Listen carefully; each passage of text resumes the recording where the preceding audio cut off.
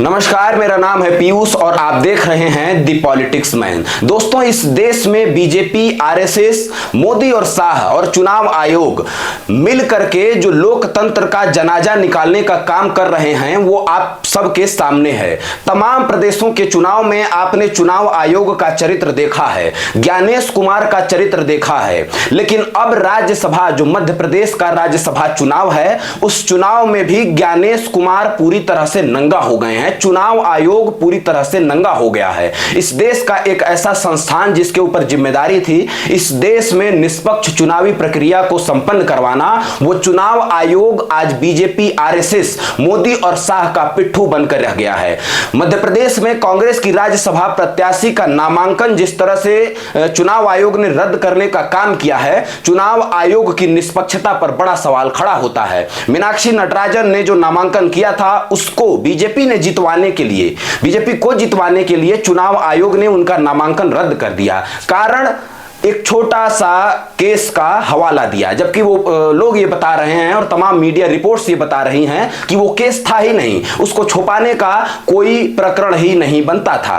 अब बीजेपी के चरित्र को मैं बता रहा हूं, चुनाव आयोग के चरित्र को बता रहा हूं। मध्य प्रदेश में बीजेपी के इतने विधायक हैं जिससे 2 राज्यसभा चुन करके राज्यसभा में जा सकते हैं, लेकिन बीजेपी के मन में चोर था, चुनाव आयोग का उसके साथ भरोसा था, इसीलिए बीजेपी ने तीसरा कैंडिडेट भी खड़ा किया। उसको पता था कि चुनाव आयोग में हमारे चाचा ज्ञानेश कुमार बैठे हैं, इसलिए हम तीसरी सीट भी जीत लेंगे। और ज्ञानेश कुमार को जो काम सौंपा गया था, ज्ञानेश कुमार को जो चोरी का काम, धांधली का काम सौंपा गया था, उसको ज्ञानेश कुमार ने बखूबी निभाया है। कांग्रेस के तमाम नेता दिल्ली के चुनाव आयोग के दफ्तर के बाहर रात भर चुनाव आयुक्तों से मिलने के लिए धरना देते रहे, लेकिन ज्ञानेश कुमार और 2 अन्य चुनाव आयुक्तों में इतनी हिम्मत नहीं हुई कि उन नेताओं का आकर के सामना कर सके। मध्य प्रदेश के जो प्रदेश अध्यक्ष कांग्रेस के जीतू पटवारी हैं, रात भर चुनाव आयोग और विधानसभा के गेट के सामने धरना देते रहे, लेकिन किसी व्यक्ति जो चुनाव आयोग से है, कोई व्यक्ति मिलने नहीं आया। सवाल यही है कि अगर बीजेपी के पास उतने ही विधायक थे जिससे सिर्फ 2 राज्यसभा सीट उनके खाते में आ सकती थी, तो तीसरा प्रत्याशी उन्होंने क्यों खड़ा किया? क्योंकि उनको पता था कि मीनाक्षी नटराजन का नामांकन चुनाव आयोग निरस्त कर देगा। पहले तो विधायकों को खरीदने की कोशिश की गई, विधायक जब नहीं बिके, विधायकों को कांग्रेस ने बेंगलुरु शिफ्ट कर दिया। जब ये पैतरा बीजेपी का फेल हो गया तो उन्होंने सीधा नामांकन ही निरस्त करने का काम कर दिया।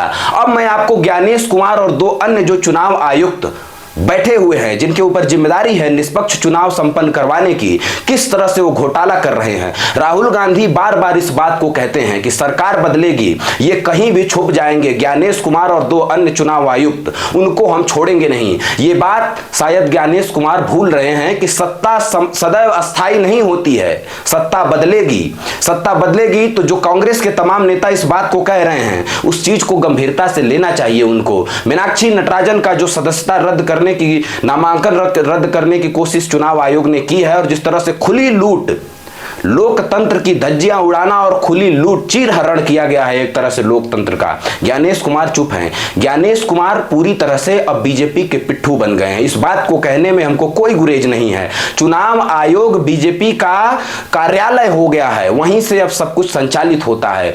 तमाम प्रदेशों के चुनाव में आपने ज्ञानेश कुमार का चरित्र देख लिया है, एसआईआर के मामले में आपने ज्ञानेश कुमार का चरित्र देख लिया है। बंगाल में, हरियाणा में, छत्तीसगढ़ में, मध्य प्रदेश में, महाराष्ट्र में, तमाम ये जो विधानसभा चुनाव हुए, उस पूरे विधानसभा चुनाव में आपने ज्ञानेश कुमार का चरित्र देखा कि किस तरह से ज्ञानेश कुमार खुल करके, चुनाव आयोग खुल करके, बिहार के चुनाव में चुनाव आयोग खुल करके मोदी और शाह के साथ मिलकर के राजनीति करने लगा है। उसका काम राजनीति नहीं था, उसका काम इस देश में निष्पक्ष चुनाव करवाने का था। एक संस्था जिसके ऊपर करोड़ों लोगों का विश्वास, इस देश में चुनाव जो संपन्न होते थे, विदेशों में उसका नाम होता था कि इतने बड़े देश में इतने निष्पक्ष तरीके से चुनाव करवाना कितना बड़ा काम हो सकता है। लोग यहां से सीखते थे, लेकिन आज उसी संस्था की, उसी विश्वसनीयता की धज्जियां उड़ाने का काम ज्ञानेश कुमार, मोदी और शाह कर रहे हैं, बीजेपी और आरएसएस के लोग कर रहे हैं।